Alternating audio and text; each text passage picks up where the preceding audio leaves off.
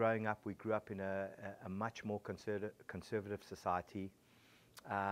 We were just all about doing our schoolwork and then just coming home from school and having a lot of fun outside activities.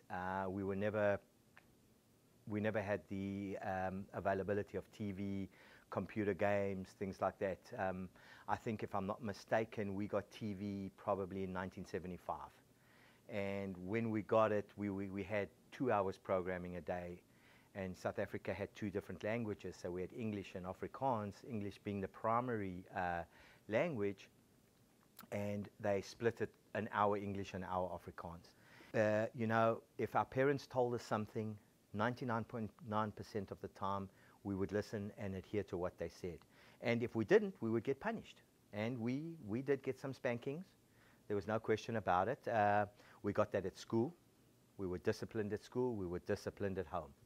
And, you know, we were naughty. There's no doubt about it. We did some naughty things, but, you know, we paid the price for some of the naughty things. But it's got back to the old thing that we did listen to our parents. When I was younger, there was a lot of segregation between the different races.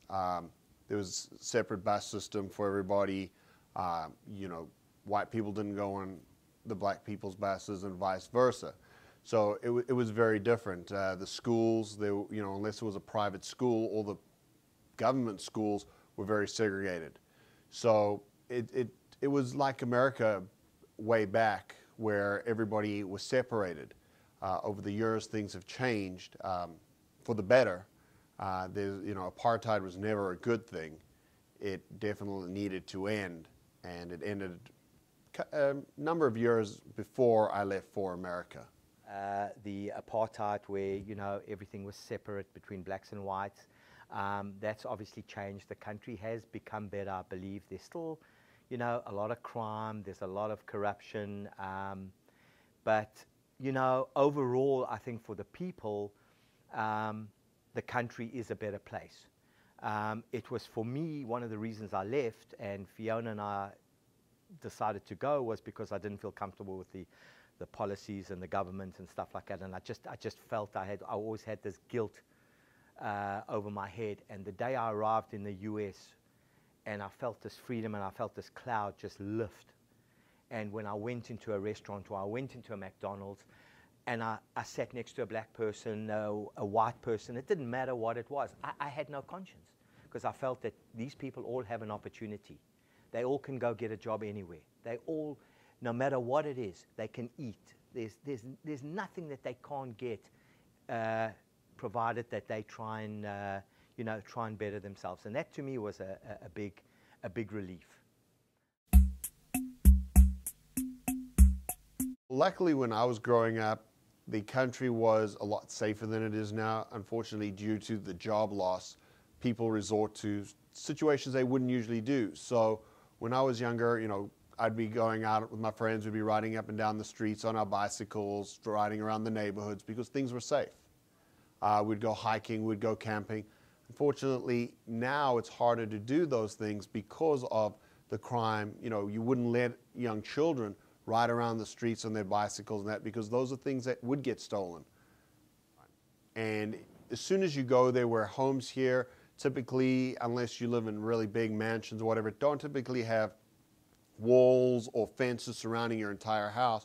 Where in South Africa, mostly every home has got these big walls that surround the home with barbed wire or electric fences on top, or glass on top, to prevent people from climbing over or getting into your property.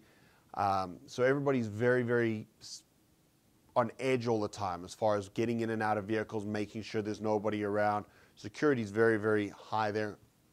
A lot of gated neighborhoods, a lot of gated areas for security and safety. Oh, the sports in the two countries are extremely different. There's not a lot of sports that are played in South Africa that are very well known here, as well as there's not a lot of sports here that are played in South Africa in school system. That, for example, in South Africa we have cricket and rugby, which are very different to sports here. The only thing that could maybe be similar for cricket would be baseball, but rules are completely different, and the same thing for rugby could be similar to football without the padding, without protection. Baseball, however, is starting to pick up in South Africa, as well as I've noticed in the US since I've been here the last 13 years, that soccer is becoming a much bigger sport. People are really starting to follow soccer and get involved in soccer. Soccer in South Africa is a huge sport, as well as rugby are probably the two most prominent sports in South Africa. Safari is definitely a big vacation destination in South Africa. There are a lot of different game farms. There's a Kruger National Park, which is probably one of the best known, probably most worldwide known of the game parks. There's also a place called Sun City, which is very similar to Las Vegas on a very, very small scale. They have shows, gambling casinos, water parks for the kids, but no Disneyland or Disney World. A lot of families in South Africa that had money actually did a lot of international traveling. That was something that was great growing up in South Africa. You learn more about international cultures than I've noticed you do learn in America, because South Africa is not, as a country, is not a very large country. So most people wouldn't go to another part of South Africa for vacation. They would travel to Europe, America. That was a way of vacation, whereas America is such a big area and there's so much to do and so many things to see that a lot of people don't leave the country. I know a lot of Americans who are my age and older that have never left, and the question I ask is, why haven't you traveled abroad to see countries? And it's not because, oh, we can't financially afford it. It's because we've got so much here in our country that why would we want to go somewhere else when we can see our own natural resources?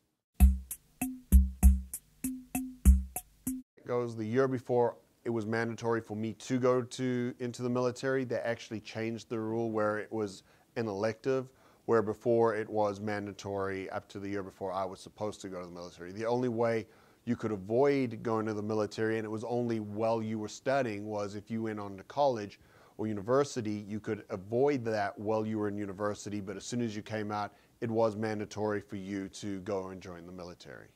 Went into the military. We had to do at least a year there, and then they increased that. But that for me was probably the turning point. I felt that the military really gave us a lot of discipline. I was there for 12 months, but my first 3 months were probably the hardest in my life that I experienced. Breakfast, I mean, it's very similar to here. I mean, we would eat what we call jungle oats, which is really your oatmeal, but it's typically the same thing. It's made from oats. Very good. For lunch, I mean, it varies depending on the day of the week. I mean, most of the time, if growing up, I would have sandwiches for lunch. On the weekends, you would go over to family members. We would have what we call a braai, which is the equivalent of a barbecue here.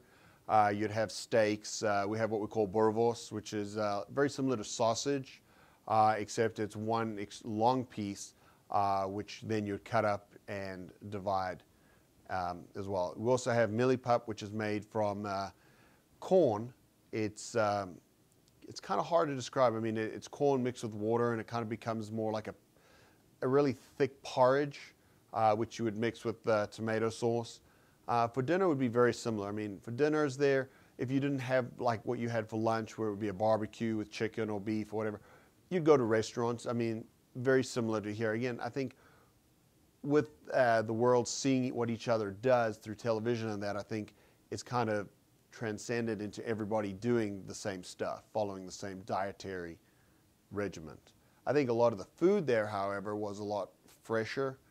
There wasn't a lot of steroids or things put into the food.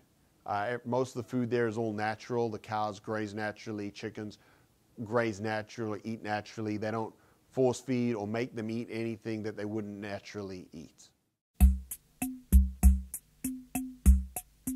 Oh, South Africa, if I'm not mistaken, when I grew up, had two official languages, English and Afrikaans. Now in South Africa, and I'm not sure, I think it's 12 or 11 official languages in South Africa. And I can't even name all of them. Afrikaans is actually It's a German-Dutch dialect, so it's a mixture between German and Dutch, which became the language Afrikaans. And then to say goodbye in Afrikaans would be tot ziens, geniet jou dag, which means goodbye, enjoy your day. Julle mense moet na Suid-Afrika gaan besoek, which means that you should go visit South Africa. People should go visit South Africa. Ek hou baie van die FSA, which is I like the USA a lot. And I could go on, but you don't want to hear. My Afrikaans is a little rusty these days, and you know, but I'll leave you with those few little sentences.